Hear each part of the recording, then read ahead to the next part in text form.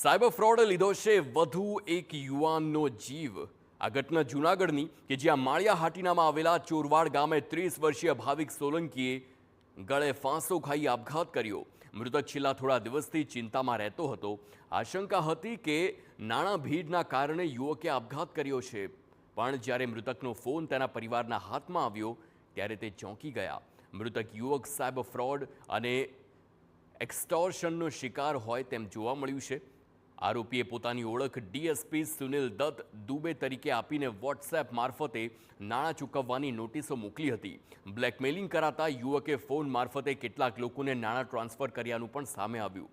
પોલીસને મૃતકના ફોનમાંથી એક ઓડિયો ક્લિપ પણ મળી આવી। આરોપીને ચોરવાડ પોલીસે મધ્યપ્રદેશથી ઝડપી પાડ્યા। વધુ 2 આરોપીઓના નામો તપાસતા તે ખુલતા ચોરવાડ પોલીસે તેમને પણ પકડી પાડવા તજવીજ હાથ ધરી છે। મરણ જનાર ભાવિકભાઈને ત્યાંથી નોટિસ મોકલવામાં આવેલી હતી કે તેઓએ ન્યૂડ વિડીયો કોલ કરી અને ગુનાહિત પ્રવૃત્તિ કરેલ છે, જે સબબ તેમની સામે ગુનો દાખલ થયેલ છે। આ ગુના માટે તેઓએ રૂપિયા 1,51,000 એટલો દંડ ભરવો પડશે અને જો દંડ ભરવામાં નહીં આવે તો તેઓને જેલ હવાલે કરવામાં આવશે।